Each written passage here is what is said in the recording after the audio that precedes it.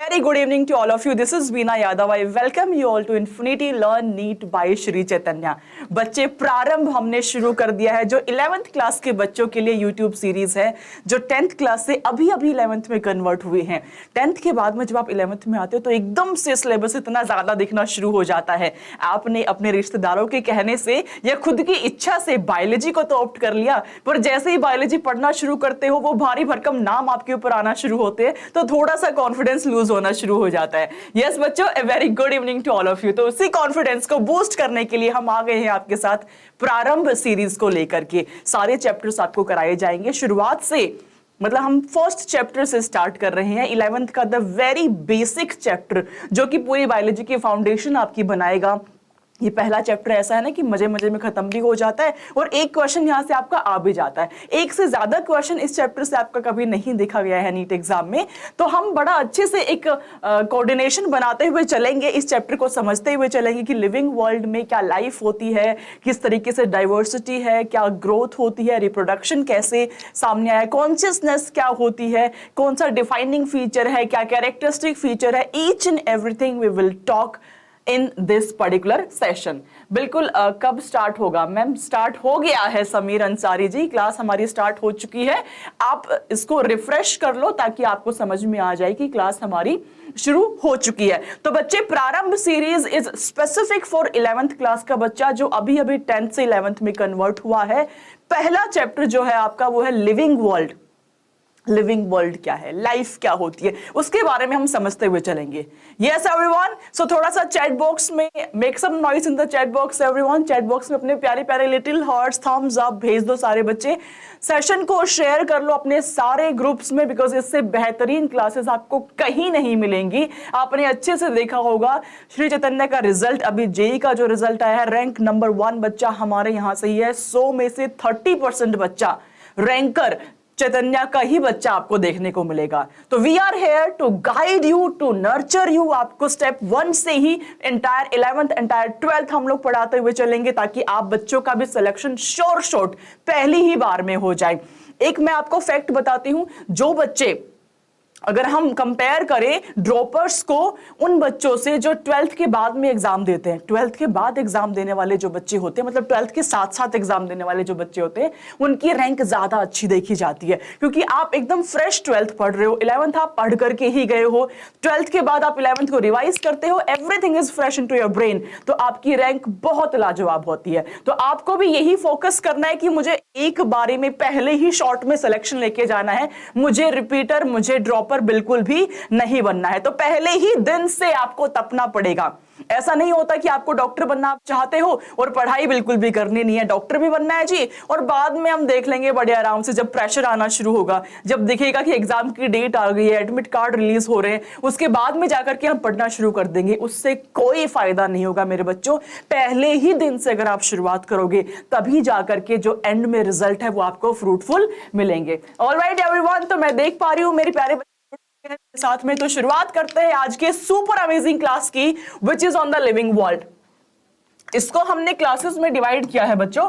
आज का जो लेक्चर है आपका लेक्चर 1 है, एकदम बेसिक से मैं शुरुआत करूंगी। लाइफ क्या होता है आपको समझाते हुए चलूंगी, क्या क्या फीचर्स होते हैं, we will talk about everything in detail, and last में आपको मिलेगा सुपर अमेजिंग सा होमवर्क क्वेश्चन। जितना भी आपने आज सीखा है उस पे बेस्ड आपसे एक क्वेश्चन पूछा गया है, उस क्वेश्चन का आंसर आपको मुझे कमेंट सेक्शन में देना है। मुझे भी तो समझ में आए कि मेरे बच्चों को कितना समझ में आ रहा है टॉपिक, बिकॉज क्लास में अटेंटिव रहोगे तभी उस टॉपिक को समझ भी पाओगे एंड तभी आप उस होमवर्क क्वेश्चन को भी सॉल्व कर पाओगे। So everyone, let's get started. शुरुआत कर देते हैं जी, श्री गणेश कर देते हैं। अगर मैं आप बच्चों से पूछूं व्हाट इज लाइफ, लाइफ क्या होती है, what is in the chat box, life क्या होती है? अच्छा, मुझे बिल्कुल भी ऐसे फिलोसॉफिकल आंसर मत देना कि जिंदगी गुलजार है और जिंदगी बेकार है। इस टाइप के आंसर बहुत आते हैं जब भी एक क्वेश्चन पूछा जाता है कि लाइफ क्या होती है। मुझे बिल्कुल साइंटिफिक होकर के आप बात करना। I truly understand 10th class से आप 11th में गए हो, आपने नया नया साइंस सब्जेक्ट को ऑप्ट किया है, तो आप एकदम मुझसे फैक्ट्स पे लॉजिकल बात करना मैम की क्लास में। ये फालतू स्पिरिचुअल बातें, इमोशनल बातें साइड में रख के आना। पढ़ाई के टाइम पे सिर्फ और सिर्फ लॉजिकल एंड फैक्चुअल बात हम करेंगे। Yes everyone, what is life? What is life in the chat box? बता दो जी, what is life in the chat box? Yes yes yes, what is life. चलो समझने के लिए मैं कराती हूँ ना, मैं हमेशा आपको एक बात जरूर बोलती हूँ कि बॉटनी में समझनी है अगर सारी चीजें तो विजुलाइज करते हुए चलो, बिकॉज जोलॉजी में एनिमल है, ह्यूमन बीइंग की हम बात कर रहे हैं। तो आप देख पा रहे हो कि मेरी बॉडी में ये ऑर्गन सिस्टम, आप कंपेयर कर पाते हो उस चीज को। जब आप कंपेयर कर पाते हो, विजुलाइज कर पाते हो, इसीलिए आपको वो स्टडी भी काफी इजी लग रही होती है। बट बॉटनी में हम कोर बॉटनी प्लांट्स की बात करते हैं, उसकी मॉर्फोलॉजी की बात कर रहे होते हैं, उसके एनाटॉमी की बात कर रहे होते हैं, इसलिए आप उतना कोरिलेट नहीं कर पाते हो। तो आज हम विजुलाइज करेंगे सबसे पहले बेसिक टॉपिक से, लाइफ क्या होती है। तो भाई सारे बच्चे, एवरीवन, सारे के सारे बच्चे मेरे साथ में हम अर्थ के बाहर चलते हैं। मान लीजिए आपके पास एक स्पेस शिप आ गया है और आप सारे बच्चे, यूवी, अंश, न्यूटन बाबा, सब, समीर अंसारी बैठ गए हैं मेरे साथ में, और 5वीं में हम 5 लोग हो गए। हम जा रहे हैं अपनी स्पेस शिप में, अर्थ के बाहर हम चले गए। अर्थ के बाहर बैठ करके आपको एक टेलीस्कोप पकड़ा दिया गया है। अब आपको उस टेलीस्कोप पे जूम करके देखना है कि आपको अर्थ कैसे दिख रही है। विजुलाइज करो एवरीवन, विजुलाइज करो। बिल्कुल यूवी 2024 के लिए है, 2025 के लिए है। विजुलाइज करो सारे बच्चे। आप मेरे साथ बैठे हुए हो अर्थ के जस्ट बाहर, हम सारे लोग स्पेस शिप में बैठ करके टेलीस्कोप से देख रहे हैं कि अर्थ हमें कैसा दिख रहा है। बताओ मुझे कैसा दिखेगा आपको अर्थ में। जब आप ऊपर से देखोगे टेलीस्कोप से, आपको ऐसे लैंड एरिया दिख रहा होगा, यस आपको एटमॉस्फेयर भी दिख रहा होगा, आपको कुछ सॉइल वाली चीजें भी दिख रही होंगी। आप थोड़ा और जूम करोगे तो आपको अलग अलग टाइप की प्लांट्स दिख रहे होंगे, आपको एनिमल दिख रहे होंगे, यस। तो वो लैंड एरिया, वो एटमॉस्फेयर, वो वाटर बॉडीज जो आप देख पा रहे हो अर्थ के बाहर से, everything, everything is called as biosphere. क्या बोला मैंने बच्चों? Everything is called as biosphere. हाँ जी बिल्कुल, पूरा कोर्स यूट्यूब पे कराया जाएगा। यूवी, इनायत, आपका कमेंट मेरे को समझ में नहीं आया, थोड़ा सा इसको ना डिकोड करके बताओ भाई। यस, तो हम बात कर रहे थे, अगर आप स्पेस शिप से बाहर से अर्थ को देखते हो, जो जो चीजें आपको दिख पा रही है, everything will comprise of biosphere. सारा मेरा एटमॉस्फेयर, मेरा लैंड एरिया, सारी मेरी water bodies, everything, everything will be my biosphere. चलो जी, एक चीज हमने ये सीख ली, समझ ली, बायोस्फीयर। अब हम थोड़ा जूम करना शुरू करते हैं। जूम करके टेलीस्कोप को आप एक स्पेसिफिक एरिया पे फोकस कीजिए। जब आप जूम करके एक ही एरिया को देख रहे होते हो, देन आपको क्या दिखना शुरू होगा? जब आप एक ही एरिया पे फोकस करते हो मेरे प्यारे बच्चों, तो आपको दिखना शुरू होता है इकोसिस्टम। What is ecosystem? उस स्पेसिफिक एरिया में जितने भी आपके लिविंग ऑर्गेनिजम्स हैं, जितने भी आपके लिविंग ऑर्गेनिजम्स हैं, चाहे वो ह्यूमन बीइंग्स हो, चाहे वो कोई एनिमल हो, चाहे वो प्लांट स्पीसीज हो, every living organism present on that particular area, along with जिस भी नॉन लिविंग सब्सटेंस से, जिस भी नॉन लिविंग चीजों से वो इंटरेक्ट कर रहे हैं, everything is called as ecosystem of that particular area। उसको मेरे बच्चे हम इकोसिस्टम कह देते हैं उस पर्टिकुलर एरिया का। तो क्या मैं कह सकती हूं here is sum total of all the ecosystems on the earth? Do let me know in the chat box। क्या मैं ऐसा बोल सकती हूं that biosphere is sum total of all the ecosystems present on the earth? Yes or no in the chat box? Make some noise in the chat box everyone। yes बोल सकते हैं? yes ma'am, definitely आप बोल सकते हो। तो मैं यहां पे लिख देती हूं बच्चे एक डिफरेंट कलर से, ताकि आप डिफरेंशिएट कर पाए। that total of all the ecosystems will be my biosphere, will be my biosphere। चलिए जी, थोड़ा मजा आना शुरू हो करते हैं। हम लाइफ को जानना चाहते हैं, तो let's just avoid non living part, हम फोकस करते हैं सिर्फ और सिर्फ लिविंग चीजों पे। तो उस स्पेसिफिक एरिया में, जिस स्पेसिफिक इकोसिस्टम को हम देख रहे थे, वहां पे अगर मैं फोकस करूं सिर्फ और सिर्फ लिविंग ऑर्गेनिज्म को, तो एक्सक्लूसिवली अगर मैं लिविंग ऑर्गेनिज्म की बात करूंगी, तो उस एरिया में मुझे एलिफेंट दिख रहा है, उस एरिया में मुझे कुछ बर्ड्स दिख रहे हैं, मुझे बटरफ्लाईज दिख रही है, मुझे जिराफ दिख रहा है, मुझे पैरट दिख रहा है। तो ये सारे के सारे लिविंग ऑर्गेनिज्म है, इसको हम कहते हैं community of that particular area, which means community के अंदर आते हैं आपके सिर्फ और सिर्फ living organism. Exclusively we're gonna speak about the living organism. There is no non-living part. Sum total of all the communities along with the non-living interactions that they do have is called as ecosystem of that particular area. जितने भी species वहां पे present है, सारी की सारी species along with जितना non-living चीजों से वो interact कर रहे हैं, be it soil, be it atmosphere, be it water bodies, इसके sum total को मैं ecosystem of that particular area बुला देती हूँ. Am I clear everyone? Voice crack हो रही है भाई, एक बार आप रिफ्रेश कर लो, वॉइस मेरे ख्याल से परफेक्टली फाइन जा रही है. हाँ जी, am I clear to all of you? मैंने आपको ये समझाया कि biosphere is sum total of all the ecosystem. अगर मैं एक स्पेसिफिक इकोसिस्टम की बात करूं तो पर्टिकुलर एरिया में जितने भी लिविंग ऑर्गेनिजम्स प्रेजेंट है along with the non living things जिससे कि वो इंटरेक्ट कर रहे हैं, that will B ecosystem. Ecosystem का अगर मैं एक्सक्लूसिवली लिविंग की बात करूं, that will be my community, which means community के अंदर आपको विभिन्न स्पीसीज देखने को मिलेंगी. सारी की सारी स्पीसीज लिविंग ऑर्गेनिज्म की will be your community of that particular area. Am I clear to all the बच्चास out there? That will be community. चलिए जी, मूविंग ऑन टू, आगे हम बढ़ जाते हैं. हमने बात करी उस एरिया में बहुत टाइप की स्पीसीज प्रेजेंट है. अगर मैं एक स्पेसिफिक चीज को मैंने पिक कर लिया, मतलब मैंने जिराफ को पिक किया, मतलब मैंने फॉर एग्जांपल ह्यूमन बीइंग्स को पिक किया, दैट विल बी पॉपुलेशन. तो population is sum total of all the organism of one particular species, that will be my population. तो लिख देते हैं जी, population is sum total of all the organisms of one species. एक species की मैं बात कर रही हूं, that would be my population. अब देखो सारे बच्चे, पॉपुलेशन से मिलके बनी कम्युनिटी प्लस नॉन लिविंग चीजें बनी ecosystem. All the ecosystems together बन गया आपका बायोस्फीयर. यहां तक कोई डाउट है? बन गया आपका बायोस्फीयर. यहां तक कुछ डाउट है? यस न्यूटन बाबा, क्लियर है. चलो पॉपुलेशन के आगे देख लेते हैं. हमने बात करी एक इंडिविजुअल ऑर्गेनिज्म की, उस ऑर्गेनिज्म ने मिलके ही तो पॉपुलेशन बनाया. मैं अगर बात करूं ह्यूमन बीइंग की, बहुत सारे ह्यूमन बीइंग मिलके पॉपुलेशन बना रहे हैं, बट मैं भी एक ऑर्गेनिज्म हूं, न्यूटन भी एक ऑर्गेनिज्म है, इनायत भी एक ऑर्गेनिज्म है, यूवी भी एक ऑर्गेनिज्म है, राइट? वो भी एक इंडिविजुअल है, वो भी एक ऑर्गेनिज्म है. तो सारे ऑर्गेनिज्म एक पर्टिकुलर स्पीसीज के would be called as population of that particular organism. उसको हम पॉपुलेशन कहेंगे.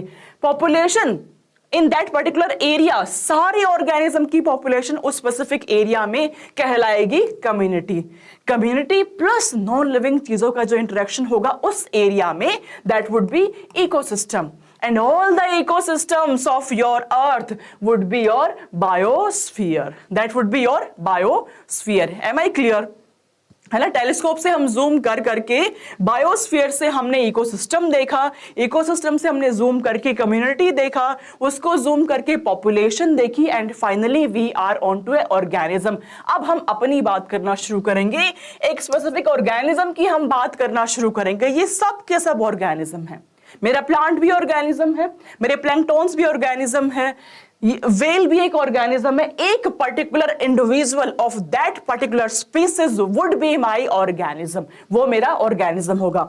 अब अगर मैं बात करूं बच्चे ऑर्गेनिज्म की लेवल को देखना शुरू करते हैं. अब अर्थ से नीचे आ जाओ सारे बच्चे, अर्थ पे मत बैठे रहो, अर्थ के बाहर ही मत बैठे रहो, अर्थ के ऊपर आ जाओ. अब देखना शुरू करो, अपने सराउंडिंग में देखना शुरू करो. हम बात कर रहे हैं एक स्पेसिफिक ऑर्गेनिज्म की. एक स्पेसिफिक ऑर्गेनिज्म में अगर हाईएस्ट लेवल की मैं बात करूं, हम अपनी बात करना शुरू करते हैं. हमारे अंदर स्केलेटन सिस्टम है, हमारे अंदर मस्कुलर सिस्टम है, डाइजेस्टिव सिस्टम है, ये अलग अलग टाइप के सिस्टम हम देख पा रहे हैं। हमारे अंदर बच्चे रेस्पिरेटरी सिस्टम है, हमारे अंदर नर्वस सिस्टम है, हमारे अंदर सर्कुलेटरी सिस्टम है। मतलब एक ह्यूमन बीइंग के अंदर बहुत सारे ऑर्गन सिस्टम एक कोऑर्डिनेशन में काम कर रहे हैं, तब जाके हम रेस्पायर कर पा रहे हैं, तब जाके हम डाइजेस्ट कर पा रहे हैं, तब जाके हम एक्सक्रीट आउट कर पा रहे हैं। विच मीन्स कि ऑर्गेनिज्म में we are having a lots of organ system which are present. Yes बच्चे, lots of organ system which are present. For example, let's speak respiratory system.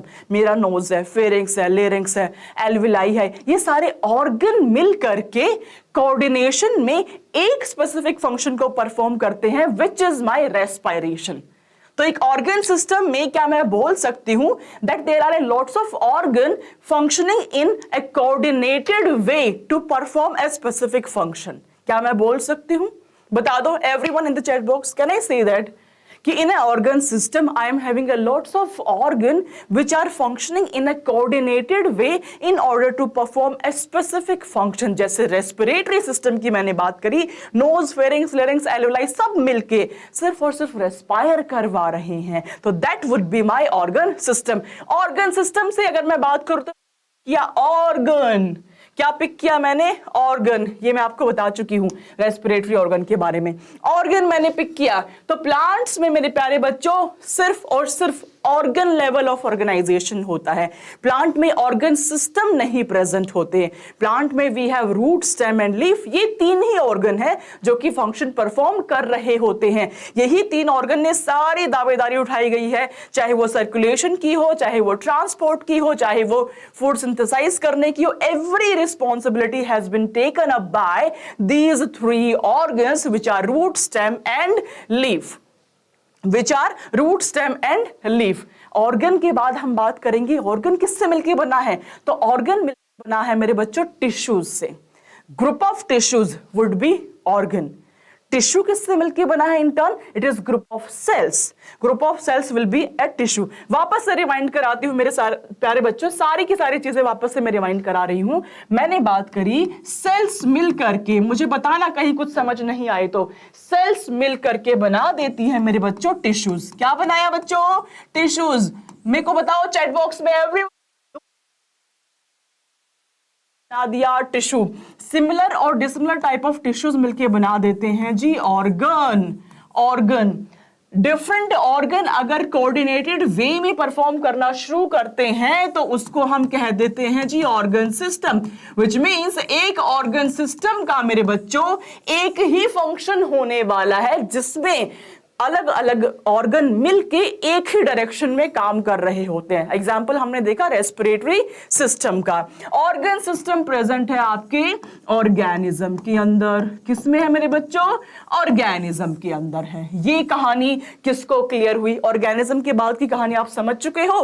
Group of organism population हो जाएगा, group of all the population community हो जाएगा, community plus non living interaction will be your ecosystem of that particular area, and sum total of all the ecosystem on the earth would be your biosphere।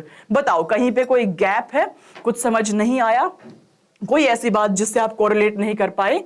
Ayush thank you very much बेटा, thank you so much. क्या कोई ऐसी चीज जो आप नहीं समझ पाए? तो हमने शुरुआत करी बायोस्फीयर पास में, सबसे स्मॉलेस्ट यूनिट के पास में जो कि फंक्शनल यूनिट है, which is called as cells. तो सेल्स मेरे प्यारे बच्चों, this is the smallest, this is the functional, this is functional and smallest unit. ठीक है जी। अब सेल के अंदर समझना शुरू करते हैं। सेल के अंदर भी अलग अलग प्रकार की कहानी है। क्या कहानी है? सेल के अंदर मेरे अलग अलग ऑर्गेनलीज प्रेजेंट है। मेरा माइटोकॉन्ड्रिया है, मेरा न्यूक्लियस है, साइटोप्लाज्म यहाँ पे प्रेजेंट है, एंडोप्लाज्मिक रेटिकुलम है, लाइसोसोम है, राइबोसोम है, गोल्गी अपैरेटस है। ये सारे ऑर्गेनलीज फंक्शन परफॉर्म करके सेल को फंक्शनल बनाते हैं। आवाज नहीं आ रही कभी कभी भाई, आवाज तो आनी चाहिए। मिश्रा जी, मिश्रा जी एक बार आप रिफ्रेश कर लो बेटा, आवाज आपको डेफिनेटली आनी चाहिए क्योंकि यहां से परफेक्टली फाइन आवाज जा रही है बेटा। हाँ जी, तो वही हमने बात करी कि एक सेल प्रेजेंट है उसके ऊपर थोड़ा डिटेल में देखते हैं कि ऑर्गेनलीज की आगे की कहानी समझने की कोशिश करते हैं। अब टेलीस्कोप नहीं, अब आपको चाहिए microscope in order to understand कि जो ऑर्गेनलीज है होते हैं। आपको पता है mitochondria is the power house of the ATP. आपको पता है कि न्यूक्लियस के अंदर डीएनए प्रेजेंट होता है जो कि आपका जेनेटिक मटेरियल बना रहा होता है। तो बच्चे सेल के अंदर जो आपकी ऑर्गेनलीज है उसमें मॉलिक्यूल प्रेजेंट है, और मॉलिक्यूल किससे मिलके बना है? बोलो मैम, एटम से मिलके बना है, एटम से मिलके बना है।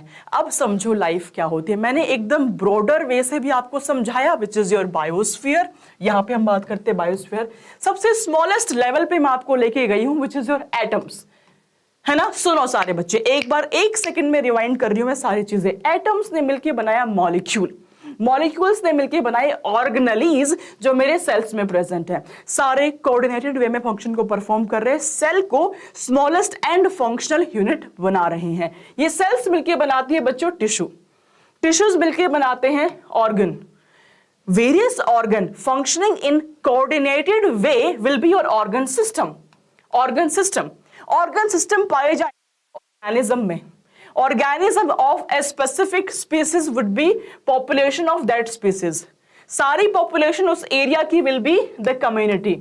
Community plus non-living चीजें जिससे interaction हो रहा है, that would be my ecosystem. And sum total of all the ecosystem will be my biosphere.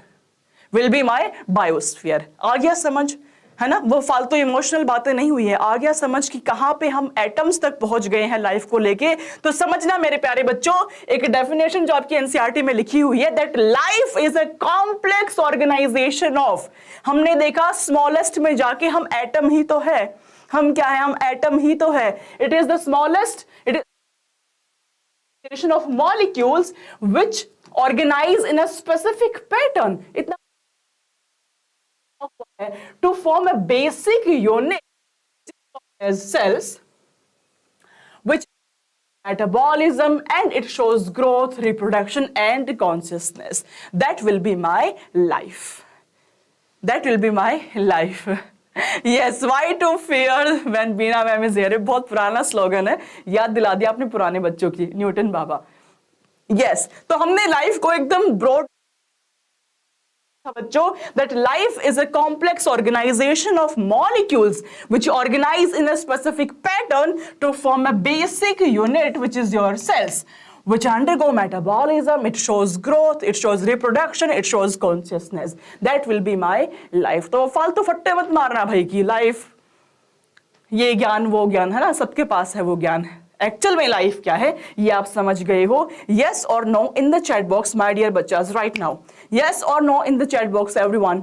समझ गए हो व्हाट एग्जैक्टली इज लाइफ? समझ गए हो? चले आगे। ऑलराइट एवरीवन, तो चलते हैं भाई आगे।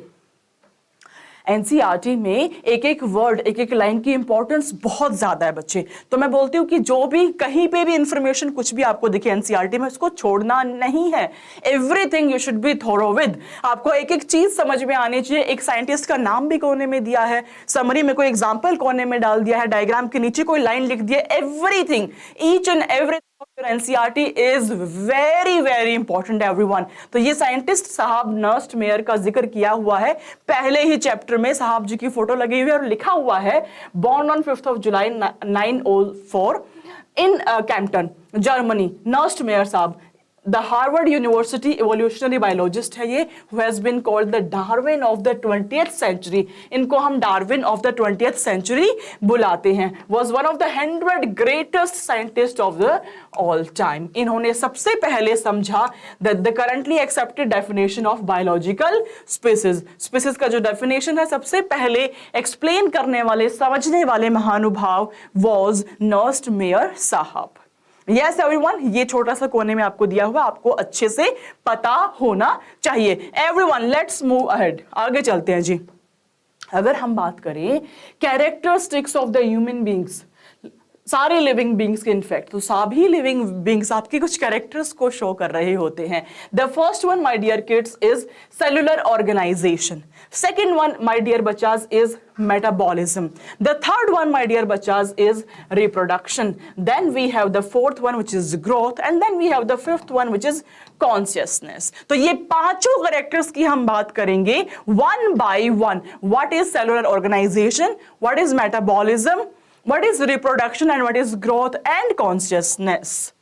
एक सेकेंड भाई बच्चा, just give me 1 second. Arun ji कह रहे हैं कि mic. Now is it fine? Now is it fine?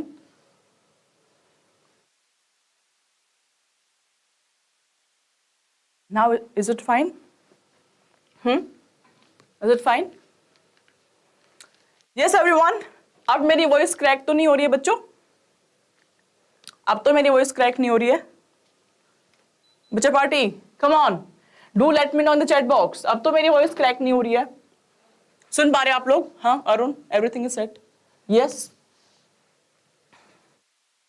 Everything is set. भाई पर्दे के आगे तो आप 2-4 चेहरों को देखते हो, पर्दे के पीछे वाले लोग आर वेरी इंपॉर्टेंट. तो अरुण देखो 1 सेकंड में भाग के आ गए हैं कि कुछ तो इशू है, बच्चे लिख रहे हैं. You should appreciate this. Gratitude होना चाहिए आपके अंदर, है ना? सब पहचानते हो अरुण नेगी को? Is our famous cameraman. Everything is okay ma'am, everything is okay. चलिए सुपर्ब. तो बच्चे हम बात कर रहे थे कैरेक्टर बीइंग्स की. We have cellular organization, metabolism, reproduction, growth and consciousness. पांचों के बारे में हम 1 by 1 समझना शुरू करते हैं. समझने से पहले मैं एक चीज आपको बताना चाहती हूं बच्चे. कोई भी कैरेक्टर को, कोई भी फीचर को मैं 2 चीजों में डिफाइन कर सकती हूं. Either it will be characteristic feature और इट विल बी फीचर. जो वो फीचर है, क्या तो वो कैरेक्टरिस्टिक फीचर होगा या वो डिफाइनिंग फीचर होगा. अब किसी भी फीचर को इन दोनों में रखने से पहले मुझे समझाना पड़ेगा कि what exactly is a characteristic feature. तो my dear kids, characteristic feature are the ones which characterizes life. जो लाइफ को कैरेक्टराइज कर रहे होते हैं. ये मोस्ट ऑफ द ऑर्गेनिज्म में देखने को मिलते हैं. But within the living organism itself, there are some exceptions. Very important. There are some exceptions, and they can be seen in the non-living objects also.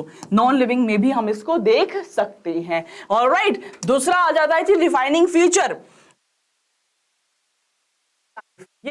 Define करते हैं. They should be present in all the living organism. बच्चे difference समझना.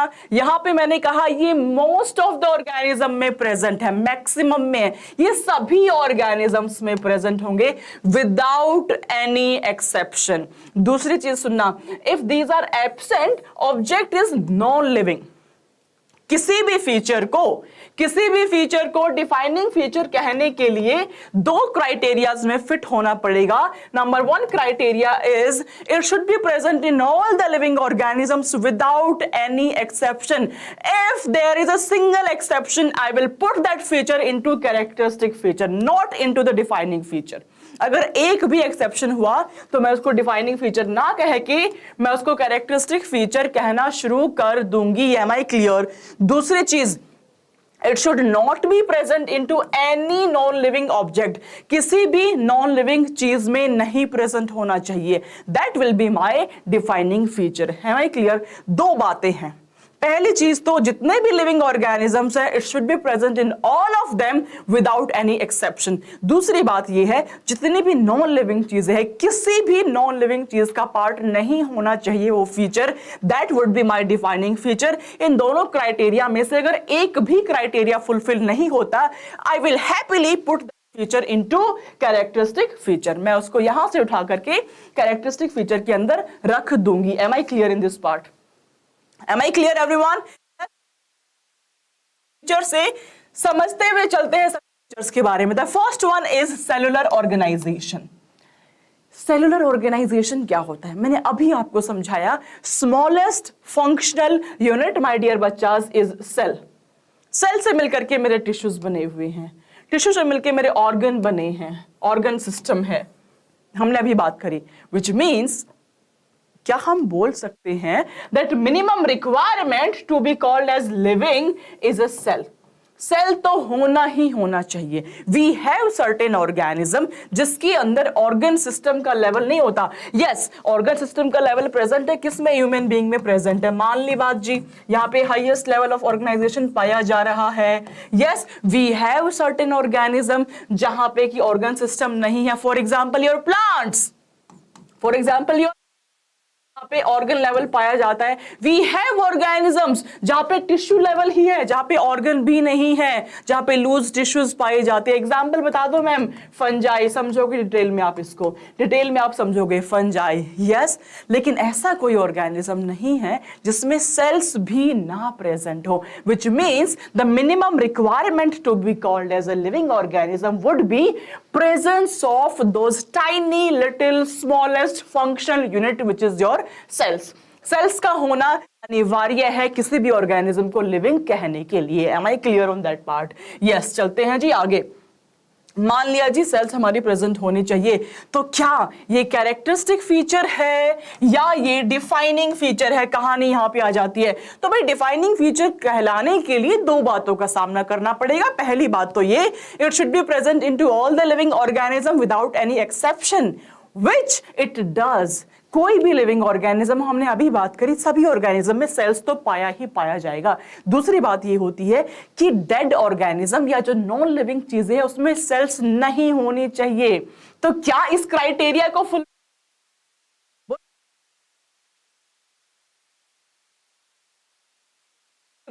हुई है, इसमें cells present है? Yes और no? क्या इस टेबल में सेल्स प्रेजेंट है? ऑल दो इट इज, अगर इसमें सेल्स प्रेजेंट है तो ये डिफाइनिंग फीचर नहीं होगा, ये कैरेक्टरिस्टिक फीचर होगा। अगर सेल्स प्रेजेंट नहीं है तो ये होगा डिफाइनिंग फीचर। कहानी हो जाएगी क्लियर आपकी। तो मेरे प्यारे बच्चों ध्यान से सुनना, नॉन लिविंग चीजों में सेल्स है या नहीं, हम इस पर डिस्कशन कर रहे हैं। सब सारे बच्चे ध्यान से सुनना कि जो आपकी नॉन लिविंग चीजें हैं उसमें जो सेल्स पाई जाती है उसको आप डेड सेल्स कहते हैं, डेड सेल्स कहते हैं। Yes everyone? आवाज कट? अच्छा, जस्ट सेकंड बच्चों, just second.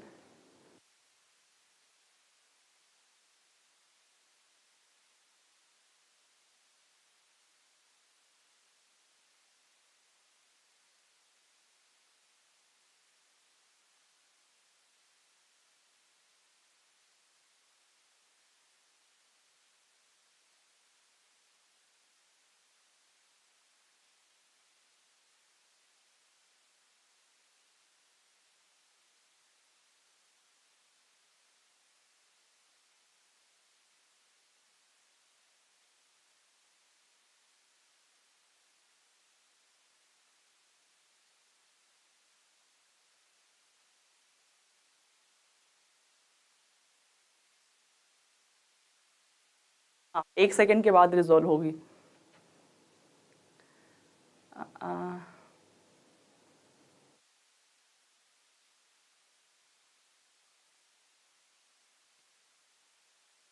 Yes, reporting Beena Yadav with cameraman Arun Negi. Everyone, voice मेरी क्लियर है? Everyone in the chat box, voice मेरी क्लियर है? अभी आप बच्चों के पास सुन पा रहे हो मुझे अच्छे से आप लोग? यस, माइक ही चेंज कर दिया। अरुण ने कहा कि इतनी प्रॉब्लम हो रही है, इस माइक को ही चेंज कर देते हैं हम। सुन पा रहे हैं सारे बच्चे? चैट्स तो दिखाओ अरुण नेगी जी। क्लियर है मैम?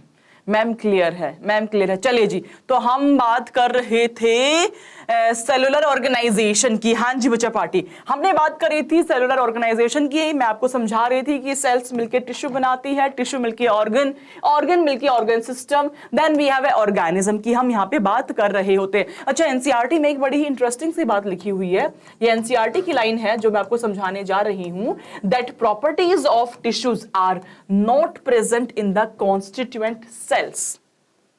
कोई टिश्यू की जो प्रॉपर्टी है वो एक सिंगल सेल की प्रॉपर्टी नहीं है। तो प्रॉपर्टी कैसे आई? That is because of, that is as a result of interaction among all the cells, and this is true for everything. मैंने कहा टिश्यू मिलके ऑर्गन बनाते हैं, तो जो ऑर्गन काम कर पा रहा है, क्या वो इंडिविजुअल टिश्यू कर पाएगा? Answer is no. तो कैसे कर पा रहा है ऑर्गन? सारे टिश्यूज मिल करके उसमें जो इंटरेक्शन हो रहा है, उसकी वजह से आपका ऑर्गन अपना फंक्शन कर पा रहा है। तो जो प्रॉपर्टीज है टिश्यू की, वो एक सिंगल सेल में नहीं मिलेंगी, इंटरेक्शन की वजह से आपकी वो प्रॉपर्टीज आना शुरू होती है। Am I clear in this thing? Yes ma'am, yes ma'am, clear. चलिए सुपर्ब, आगे चलते हैं जी बच्चे पार्टी। अच्छा नहीं, हमने ये तो बात की ही नहीं कि आप इसको डिफाइनिंग फीचर कहेंगे या आप इसको कैरेक्टरिस्टिक फीचर कहेंगे। बताओ जी बच्चाज, बताओ जी, बताओ जी, बताओ जी, आप इसको डिफाइनिंग फीचर कहेंगे या कैरेक्टरिस्टिक फीचर कहेंगे सेलुलर ऑर्गेनाइजेशन को? तो मेरे बच्चे, सेल्स जो है सभी लिविंग ऑर्गेनिजम्स में पाई जाती है विदाउट एनी एक्सेप्शन, और नॉन लिविंग के अंदर आपकी सेल्स नहीं एग्जिस्ट करती है। जो टेबल का मैंने एग्जांपल दिया, that is your dead cell which are present, that is your dead cells. That is why I say that cellular organization is your defining feature. That will be your defining feature. Am I clear? दोनों criterias को fulfil कर रहा है, माने ये defining feature है। हाँ जी, अंश करेक्ट बात है, न्यूटन करेक्ट बात है, अजय करेक्ट बात है। चलो जी आगे चलते हैं। फिर जो सेकंड फीचर है मेरे प्यारे बच्चों, this is metabolism. Metabolism, what is metabolism? खाना खाते हो, बॉडी में जाकर के वो ब्रेक डाउन होना शुरू हो जाता है, ब्रेक डाउन होना शुरू हो जाता है। ब्रेक डाउन होना किसी फूड का कहलाता है कैटाबॉलिज्म। कैटाबॉलिज्म होके वो एनर्जी को रिलीज कर रहा होता है। ऐसा भी होता है आपकी बॉडी में कि जो स्मॉल सेल्स है वो मिल करके, स्मॉल चीजें मिलकर आपके एक लार्ज मॉलिक्यूल बना देती है, उसको आप एनाबॉलिज्म कहते हैं। तो बच्चे अगर मैं बात करूं, जो भी आपकी सम total of into your body, चाहे वो कैटाबॉलिज्म हो रहा हो, चाहे वो एनाबॉलिज्म हो रहा हो, सबका sum total will be metabolism. उसको आप मेटाबॉलिज्म कहते हैं। तो मेरे बच्चों, मेटाबॉलिज्म में आ जाती है दो प्रकार की रिएक्शंस। फर्स्ट इज कैटाबॉलिज्म, जिसको नहीं याद रह पाता कि कैटाबॉलिज्म में ब्रेकडाउन है कि फॉर्मेशन है। तो कैटा मींस काटना, कैटा मींस काटना। तो आपका large molecule will be broken down into small molecules. ये small molecule में इसका breakdown हो जाएगा, that would be my catabolism. On contrary, your anabolism is your small molecules will club to form a large molecule. वो club होके एक large molecule बना देंगे, that would be called as anabolism. And sum total of all the catabolic and anabolic reactions in a body will be your metabolic reactions, will be your metabolism. आ गई बात समझ में? Yes बच्चों, तो कहानी आती है ये कि मेटाबॉलिज्म जो है वो डिफाइनिंग, बताओ बच्चों। हाँ, एना मीन्स ऐड करना, कैटा मीन्स काटना। यस एवरीवन, बताओ मुझको मेटाबॉलिज्म है। साधारण सी बात मैं आपको समझाती हूँ। डिफाइनिंग प्रॉपर्टी होने के लिए दो चीजें होना अनिवार्य है। पहली चीज तो ये, it should be present in all the living organisms without any exception. दूसरी ये कि किसी भी नॉन लिविंग चीज में नहीं प्रेजेंट होनी चाहिए। यस, डिफाइनिंग है न्यूटन बाबा। एक बच्चे कह रहे मैम डिफाइनिंग है, तो जिसको लगता है कि डिफाइनिंग है,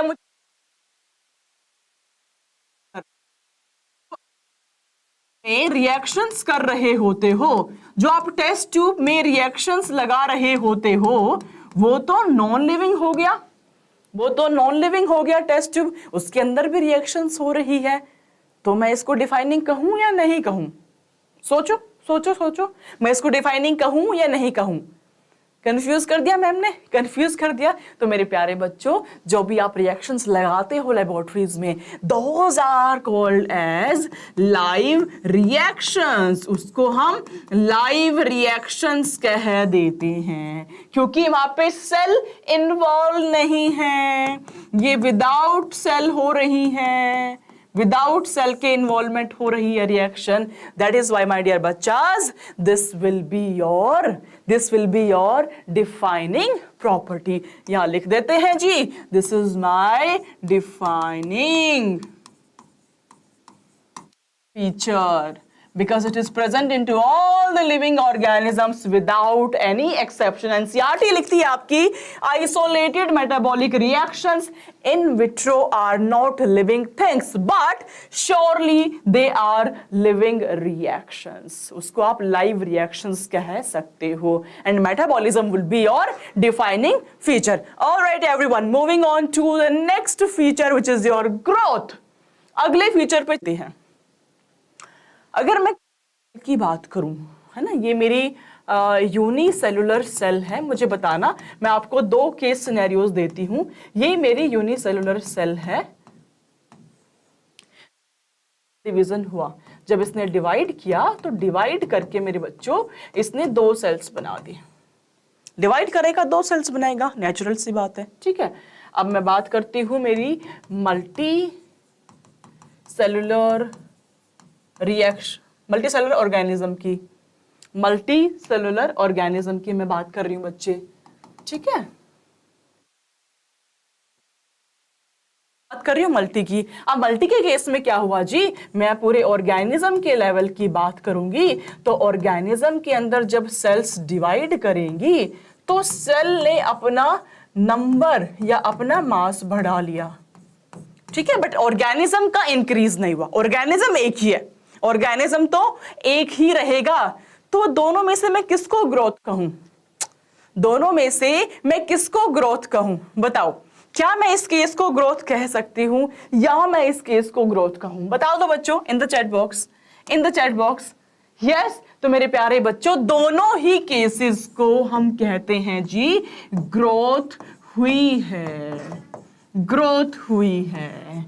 यस, क्योंकि यूनिसेलुलर ऑर्गेनिज्म के अंदर since there is presence of 2 different organism, 2 organism आपके बन रहे हैं, इसीलिए स्पेसिफिकली यूनि के अंदर मैं कहती हूं that growth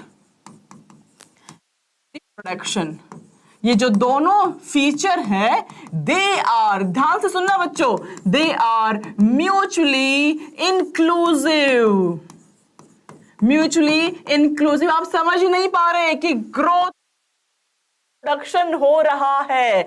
they both are mutually inclusive process. Cell ने ग्रो करके भी 2 बनाया, रिप्रोड्यूस करके भी 2 बनाए, क्योंकि मेरे पास एक सिंगल सेल ही प्रेजेंट है. But in the case of multi cellular organism, growth and reproduction, this is your mutually exclusive events. ये एक्सक्लूसिव इवेंट्स होते हैं. तो ऑर्गेनिज्म एक ही है, ऑर्गेनिज्म 1 से 2 नहीं हुआ, मतलब यहां रिप्रोडक्शन नहीं हुआ, बट सेल्स 1 से 2 हो गई, विच मीन्स यहां पे ग्रोथ हो गई है. That is why my dear बच्चास, यहां भी ग्रोथ हुई, यहां पे भी आपकी ग्रोथ हुई है. तो ग्रोथ मेरे बच्चों, it is increase in the mass and increase in the number of the individual. They are the twin characters of growth. क्या तो मास में इंक्रीमेंट हो या उस इंडिविजुअल का नंबर ही बढ़ जाए, दोनों ही केसेस को आप ग्रोथ कह देते हैं. Am I clear? Hello Amit Chaudhary. Am I clear to all my kids out there? Am I clear? Yes. Newton बाबा, बिल्कुल भाई, सिनोनिम है सिर्फ इसमें, सिनोनिम है सिर्फ यूनिसेलुलर ऑर्गेनिज्म के केस में. मल्टी के अंदर सिनोनिम्स नहीं है. देयर आर 2 सेपरेट प्रोसेस, दोनों अलग अलग प्रोसेस होती है. भाई जो बच्चे नए जुड़ रहे हो, सेशन को लाइक करते हुए चलो, चैनल को सब्सक्राइब भी करते हुए चलो. आपको इसके नोट्स भी मिल जाएंगे पीडीएफ फॉर्मेट के अंदर टेलीग्राम के ऊपर. टेलीग्राम को भी आप लोग ज्वाइन कर लो. राइट एवरीवन, चलिए superb. Moving on to the growth के बारे में थोड़ा और हम डिटेल में समझते हैं. तो मेरे बच्चों, अगर मैं बात करूं ग्रोथ की चीजों के केस में, अगर मैं बात करूं, ये स्टूडियो है मेरा, है ना, मैंने 1 साल के लिए इसको बंद करके छोड़ दिया. 1 साल के बाद जब मैं इसको ओपन करूंगी तो इस कंप्यूटर पे, इस कैमरा पे, हर कहीं एक मिट्टी की लेयर मुझे दिखेगी. तो अब जब मैं इसकी ग्रोथ को देखूंगी तो जो ग्रोथ है मेरी उस लेयर के साथ में काउंट होगी, है ना, उस लेयर के साथ में जो होगी दैट विल बी काउंटेड। तो बच्चे नॉन लिविंग की केस में मैंने ये देखा कि बाहरी तौर पे भी जो चीज सरफेस पे आ गई है that is the part of the growth, वो ग्रोथ का ही पार्ट है। नॉन लिविंग के अंदर growth is extrinsic which means it is external. जैसे किया, जैसी पहले ग्रोथ थी वैसी ही ग्रोथ हो गई, which means it is extrinsic and it is reversible. It is reversible. आया समझ? आया समझ? जैसे ही मैंने इस धूल मिट्टी को साफ किया, जितनी ग्रोथ थी, जितनी हाइट थी, जितना वेट था, एज इट इज वैसा ही मुझे दिख रहा है, which means I can reverse it back. मैं इसको रिवर्स कर सकती हूं। तो नॉन लिविंग के अंदर दो बातें याद रखना, the growth will be extrinsic which is external and it is reversible. आ जाओ लिविंग ऑर्गेनिज्म पे। मैं बात करूं लिविंग ऑर्गेनिज्म की। एक बच्चा है जो 2 महीने का है, अब उसने ग्रो करके वो 4 साल का हो गया है, तो क्या किसी भी तरीके से मैं उसको मार के पीट के किसी भी तरीके से वापस से 2 महीने का बना सकती हूं? Can I reverse that growth? Answer is no, I can never do that, which means कि जो लिविंग ऑर्गेनिज्म है होती है which is your internal growth and I not reverse it back. मैं इसको रिवर्स नहीं कर सकती हूं। तो लिविंग के केस में ग्रोथ हो गई मेरे बच्चों इरिवर्सिबल। कैसी हुई? बोलो ma'am, irreversible. I can not reverse it back and any circumstances. मैं कभी भी उसको रिवर्स नहीं कर सकती हूं। क्या ये कहानी समझ में आई? नॉन लिविंग के केस में growth is extrinsic, external and reversible. Living के केस में it is intrinsic, internal and irreversible. Living के केस में मोटे तौर पे कहानी ये होती है कि आपका जो सेल्स है, सेल का प्रोटोप्लाज्म इंक्रीज हो जाता है। तो जब प्रोटोप्लाज्म ही इंक्रीज हो गया तो आप उसको वापस से रिवर्स नहीं कर सकते हो। चलिए जी, लिविंग ऑर्गेनिज्म में भी हम सेग्रीगेट।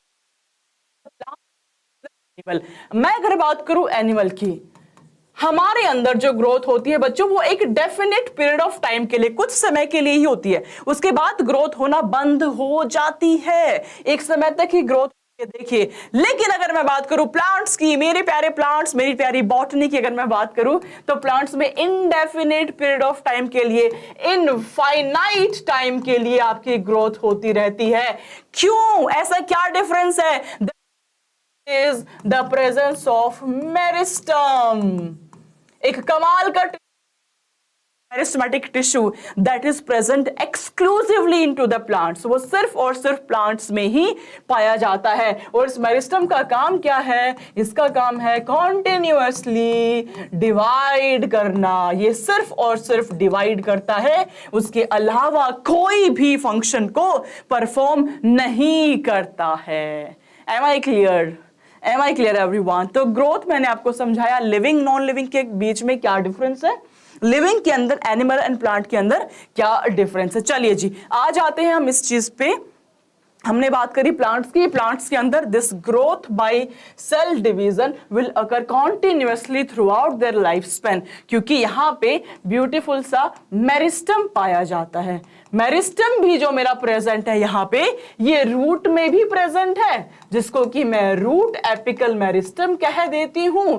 ये मेरा शूट में भी प्रेजेंट है, जिसको कि मैं शूट एपिकल मेरिस्टम कह देती हूं। समझ गए इस बात को? हाँ, वॉइस कट हो रही है भाई। वॉइस अब तो नहीं कट होनी चाहिए मेरे बच्चे, वॉइस तो नहीं कट होनी चाहिए। यस, इसको मैं रूट एपिकल मेरिस्टम, इसको मैं शूट एपिकल मेरिस्टम बोल देती हूं।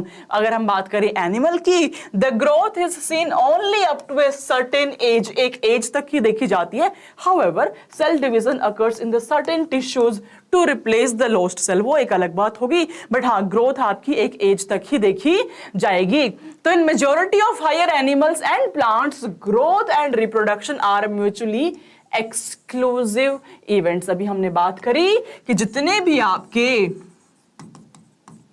मल्टी सेल्यूलर ऑर्गेनिजम्स हैं, सबके अंदर आपकी growth and reproduction, they are not synonyms. ये मेरे सिनोनिम्स नहीं कहलाते हैं। They are mutually exclusive events, exclusive events. Clear हो गई कहानी? चलिए जी, तो चलते हैं आगे। यस, यूनिसेलुलर के केस के अंदर they will always grow by cell division, तो वहां पे म्यूचुअली इंक्लूसिव होता है, या आप इसको सिनोनिम्स भी कहते हैं, इसकी हम बात कर चुके हैं। नॉन लिविंग ऑब्जेक्ट्स बच्चे दे विल ऑल्सो ग्रो, अगर आप increase in the body mass को एज ए क्राइटेरिया लेते हैं तो, but this is your reversible growth and this is your extrinsic growth, इसकी हम बात कर चुके हैं। नॉन लिविंग के केस में आप इसको रिवर्स बैक कर सकते हो। अब बात ये आ जाती है, क्या आप इसको डिफाइनिंग फीचर कहेंगे? बता दो, कोई भी बता सकता है इस बात को कि हम इसको डिफाइनिंग प्रॉपर्टी कहें या ना कहें? बताओ। दो क्राइटेरियाज थे माय डियर बच्चा, दो क्राइटेरियाज थे। पहला क्राइटेरिया तो ये था ma'am, it should be present into all the living organism without an exception, which is correct. But दूसरा क्राइटेरिया ये भी था that it should not be present into any non living thing. वो criteria यहाँ पे fulfil नहीं होता है, तो क्या आप इसको डिफाइनिंग प्रॉपर्टी कहेंगे? Answer is no, it is not your defining property. However, it is required, जरूरी होती है, but this one is not your defining property. Defining property आपकी ये नहीं है। Moving on to the reproduction. मेरे प्यारे बच्चों, reproduction, re माने again, re माने again, production माने to produce, वापस से produce ऑर्गेनिज्म को कहलाता है रिप्रोडक्शन। अपने ही टाइप के ऑर्गेनिज्म को प्रोड्यूस करना ताकि कॉन्टिन्यूटी ऑफ स्पीसीज हम मेंटेन कर पाए, उसको आप कहते हैं मेरे बच्चों रिप्रोडक्शन। आपका दो प्रकार का हो सकता है, we can have sexual and we can have asexual. अगर गैमीट बनते हैं, if there is formation of gamete and fusion of दो same gamete, that would be my sexual. Formation हो ना हो, फ्यूजन कार्य है, फ्यूजन जरूर होना चाहिए, बिकॉज फॉर्मेशन तो आपका एसेक्सुअल में भी हो जाता है। There should be fusion of the gametes. And sexual में जो प्रोजेनिस प्रोड्यूस होती हैं जेनेटिकली, वो वेरी करती है, मतलब उसमें वेरिएशंस आती है। इसके बारे में हम बहुत डिटेल में समझने वाले हैं 11th एंड 12th के अंदर, राइट? What about asexual?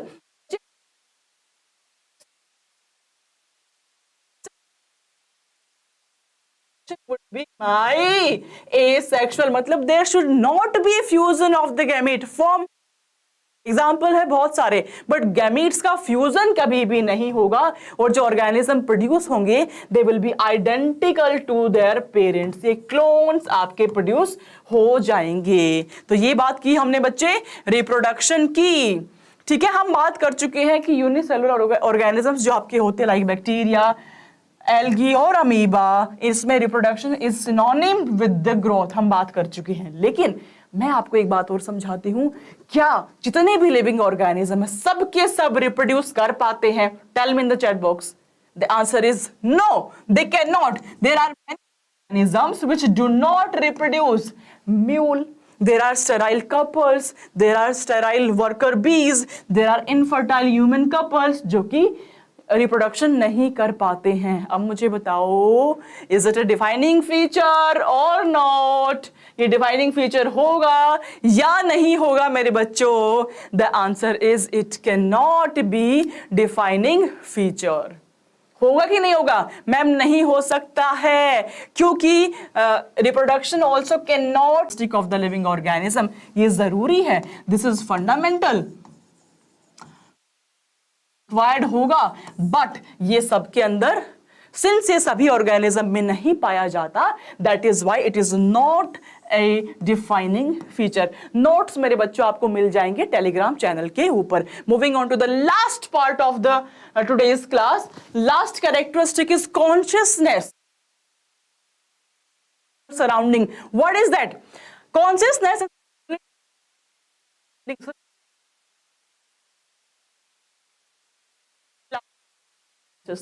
अब सराउंडिंग में कोई भी स्टिमुलस हो, be it physical, be it chemical, be it biological, किसी भी स्टिमुलस के रिस्पेक्ट में रिस्पॉन्ड करना कहलाता है your consciousness. We human being, हमारे अंदर तो कॉन्शियसनेस के साथ में सेल्फ कॉन्शियसनेस भी प्रेजेंट होती है। हमें ये भी पता है कि हमें अपने फ्यूचर के साथ क्या करना चाहिए, जो कि आप बच्चे इस टाइम पे कर रहे हो नीट की तैयारी करके। यस बच्चे, तो एनसीईआरटी कहती है your consciousness is the most obvious and technically complicated feature of all the living organism. सब में पाया जाएगा।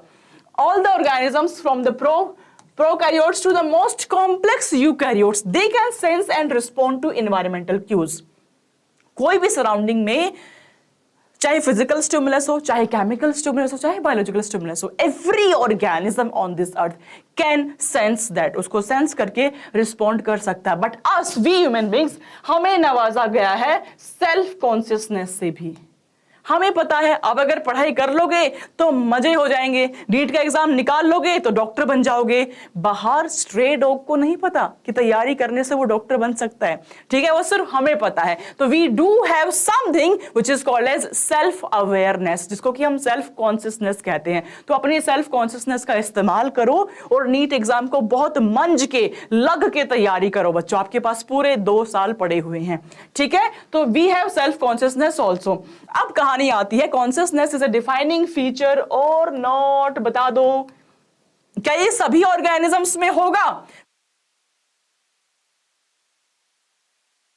अगर आप कहते हो हाँ मैम सब में होगा, तो मुझे एक केस स्टडी समझा दो। जो कोमा पेशेंट हैं, जो हॉस्पिटल में पड़े हुए हैं, क्या उसमें कॉन्शियसनेस है? कॉन्शियसनेस है? Answer is yes. अगर उसमें कॉन्शियसनेस नहीं होगी तो उनकी बॉडी रिसीव नहीं कर पाएगी कोई भी सॉल्यूशन को जो कि आप उसको पाइप के थ्रू दे रहे हो। भाई कोई भी इंसान जिंदा है मतलब मेटाबोलाइज कर पा रहा है, मतलब उसमें कुछ ना कुछ एनर्जी को वो यूज कर पा रहा है, ठीक है। वो ब्रेन डेड है लेकिन उसके अंदर कॉन्शियसनेस जरूर प्रेजेंट है उसकी बॉडी के अंदर, तभी तो रिसीव हो रहे हैं आपके न्यूट्रिएंट्स। ऑलराइट, तो कोमा पेशेंट जो आपके होंगे, these ones are the brain dead, ये आपके ब्रेन डेड होंगे, बट यस कॉन्शियसनेस उसमें प्रेजेंट होगी। तो this will also be your defining feature, ये भी आपका डिफाइनिंग फीचर हो जाता है। Now coming on to the last section of today's class बच्चों, this is the homework question. थोड़ा ट्रिकी रखा है मैंने ताकि मैं समझ पाऊं कि कितने बच्चे को अच्छे से समझ में आई है चीजें। हल्का सा ट्रिकी डाला है इस क्वेश्चन को। इस क्वेश्चन का आंसर आपको मुझे देना है कमेंट सेक्शन में। मैं पर्सनली सारे कमेंट सेक्शन देखूंगी। 11th की जो क्लास ली है उसके भी, 12th की क्लास का भी कमेंट सेक्शन में जरूर देखूंगी कि मेरे कितने बच्चों ने आंसर करेक्ट किया है। क्लास के जस्ट बाद कॉमेंट डाल देना। इस सेशन का पीडीएफ आपको मिल जाएगा टेलीग्राम के ऊपर, उसको आप जरूर ज्वाइन कर लो। मिलेंगे हम नेक्स्ट क्लास में जो कि आपकी कल होने वाली है। नेक्स्ट क्लास में मिलेंगे, तब तक के लिए अपना ख्याल रखो सारे बच्चे, ख्याल रखो, मस्त रहो, स्वस्थ रहो, व्यस्त रहो, त्रस्त मत हो, परेशान मत हो, खुश रहो बच्चों।